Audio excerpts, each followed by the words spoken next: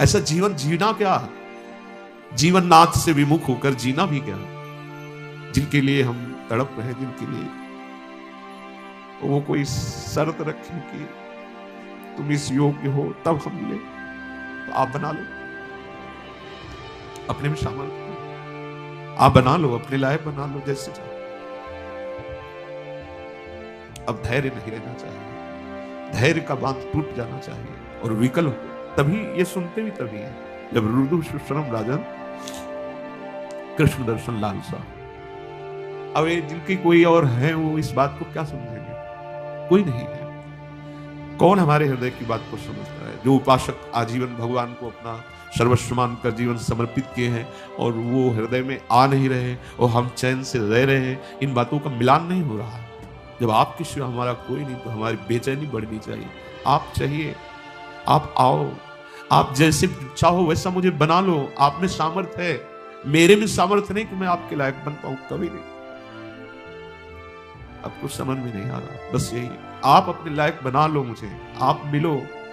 आपसे बिछुड़ करके, आपसे विमुख होकर के हम इस राजी रहें कि में जीवन मुक्तता और आनंद का अनुभव मन की बात ना मानने से होगा। ये जो मन हमें गलत सलाह दे रहा है, ये जो मन हमें भोगों में फंसा रहा है, आप चाहे जितना प्रयास करें, ये आनंद का अनुभव नहीं होने देगा। छाती की बात कहते हैं, किसी के पढ़े लिखे समझाने की बात नहीं, यहां की बात। ऐसी वस्तु है कि जो चाहे चोरों के बीच, ये चोर ही है, काम क्रोध लोभ मोह मद मत्सर, और चाहे मित्र के बीच में हो, ये नाम आपको सुरक्षित रखेगा। कोई क्या आप सत्संग सुन रहे हैं तो आपको विश्वास हो जाना चाहिए मेरा परम कल्याण निश्चित है। अगर परम कल्याण ना होना होता तो मुझे सत्संग सुनने को ना मिलता। पूर्व में जो तुमसे गलती हो गई, अब उसके लिए तुम्हें चिंता नहीं करनी, आज से सावधान हो जाओ। अगर ये गलती होती रही आगे तो भगवदानंद का अनुभव नहीं होगा। यह हम अंदर की बात कहते हैं, भगवदानंद का अनुभव नहीं होता। और उसके अनुभव के बिना ये सब बातें जितनी लिखा पड़ी और सुन रहे हो ना, ये सब यहां से निकल जाएंगी। तुम्हारा विश्राम स्थल भोग ही होगा। बहुत व्यथित होकर हम बोल रहे हैं क्योंकि समय नहीं रह गया है। एक एक श्वास कम होती चली जा रही है। हमें श्री जी चाहिए, जैसे श्रीपाद ने पहले श्लोक में कहा, या तो आपकी प्रसन्नता, नहीं तो भारी कष्ट सहते हुए हम प्राण त्यागेंगे आपके लिए। हम कोई सुख स्वीकार नहीं करेंगे, ये निश्चय करना पड़ेगा। पुराने पापों की तुम्हें अब चिंता नहीं करनी, वर्तमान में भगवत चिंतन परायण रहना है। जैसे सूर्योदय होते ही अमावस्या का घोर अंधकार नष्ट हो जाता है, ऐसे ही वर्तमान में जिसने भजन करना सीख लिया वो समस्त पाप राशि को भस्म कर देता है। वर्तमान में प्रभु की कृपा है। अब हमें जितना वर्तमान समय मिला है इसे भगवत चिंतन में लगाना है।